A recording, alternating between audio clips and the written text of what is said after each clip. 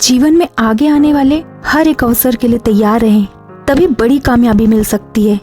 हमें जो भी अवसर मिलते हैं उनका सही समय पर लाभ उठाने की कोशिश जरूर करनी चाहिए। अगर हम लापरवाही की वजह से अवसर खोते हैं तो सफलता कभी नहीं मिल सकती। एक छोटी सी कहानी सुनाने जा रही हूँ। आप सभी से निवेदन है, 2 मिनट का समय निकालकर इसे अंत तक सुनिएगा। ये कहानी है सूरज नाम के लड़के की, जो मिडिल क्लास फैमिली में पैदा हुआ, जो 12th तक टॉप करता रहा। कमाल का बच्चा था, पढ़ने लिखने में सबसे आगे। फैमिली को उस पर गर्व था। फैमिली को लगता था कि बच्चा जब बड़ा हो जाएगा तो बहुत कमाल करेगा, कुछ बड़ा बनकर हम लोगों की लाइफ बदल देगा, फैमिली में हैप्पीनेस आ जाएगी, सब कुछ बदल देगा, सिर्फ और सिर्फ ये लड़का। लेकिन वो लड़का जब 12th क्लास पास करके कॉलेज में गया तो इसकी लाइफ बदल गई। उसके आसपास ऐसे लोग आ गए जिन्होंने उसे बिगाड़ दिया। देर रात तक पार्टी चलने लगी, घर वालों से झूठ बोलकर पैसे मांगने लगा। घर वालों को सब समझ में आ रहा था।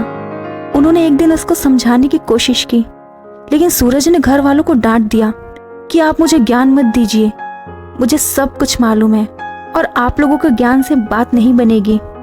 आप लोग शांत रहो तो ही अच्छा है, मैं अपनी जिंदगी जी लूंगा। घर वाले क्या करते, उन्होंने कुछ नहीं बोला।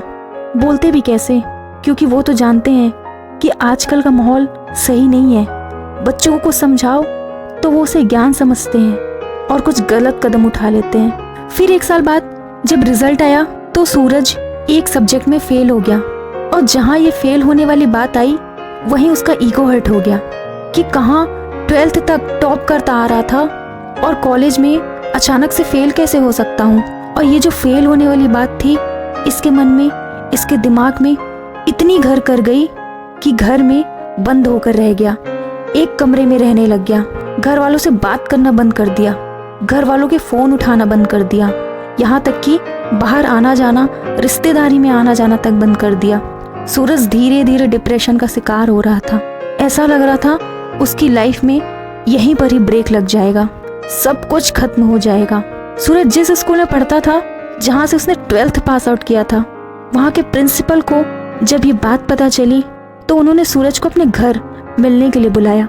सूरज ये इनविटेशन रिजेक्ट नहीं कर सका, उसे ये मानना ही था क्योंकि प्रिंसिपल साहब के यहाँ से न्योता आया था। तो सूरज शाम को उनके घर पहुंचा और उसने देखा प्रिंसिपल साहब गार्डन में बैठे हैं, अंगीठी पर हाथ ताप रहे हैं। सर्दी का माहौल था, ये भी वहीं जाकर बैठ गया। सर ने पूछा, भाई क्या हाल चाल है, क्या चल रहा है लाइफ में? सूरज कुछ नहीं बोला, उसे एक शर्म थी। 15-20 मिनट तक दोनों के बीच में बातचीत नहीं हुई। तो प्रिंसिपल साहब ने सोचा कि क्या अलग किया जाए। उन्होंने अंगीठी में से कोयले का एक टुकड़ा जो बहुत तेजी से जल रहा था उसको बाहर निकाला और धधकते हुए टुकड़े को मिट्टी में फेंक दिया। जैसे उस टुकड़े को मिट्टी में फेंका, थोड़ी देर तो वो जला, उसके बाद बुझ गया। जब सूरज ने बोला कि सर आपने ये क्या किया, कोयले का टुकड़ा जो अंदर जल रहा था, धधक रहा था, हमें गर्मी दे रहा था, उसे मिट्टी में फेंक दिया, बर्बाद कर दिया। तो प्रिंसिपल ने कहा, कौन सी बड़ी बात हो गई, वापस इसको ठीक कर देते हैं। उन्होंने इस कोयले के टुकड़े को उठाया मिट्टी में से और वापस अंगीठी में डाल दिया। फिर से वो टुकड़ा थोड़ी देर बाद जलने लगा, गर्मी देने लगा। तो प्रिंसिपल ने पूछा, बेटा को समझ में आया? सूरज ने कहा, नहीं सर। प्रिंसिपल ने कहा कि बेटे मैं यही समझाने के लिए तुम्हें यहाँ बुला रहा था कि जो ये कोयले का टुकड़ा है वो तुम हो। तुम जब अंगीठी से बाहर आए, गलत संगति में आए, मिट्टी में गए तो बुझ गए, तुम्हारा सारा जुनून बुझ गया, लेकिन तुम फिर जल सकते हो। लेकिन शर्त ये है कि तुम्हें फिर से अंगीठी में वापस आना होगा, अपनी लाइफस्टाइल बदलनी होगी, अपने दोस्त बदलने होंगे। बस इतनी सी बात तुम्हें समझाने के लिए मैं यहाँ बुलाना चाहता था।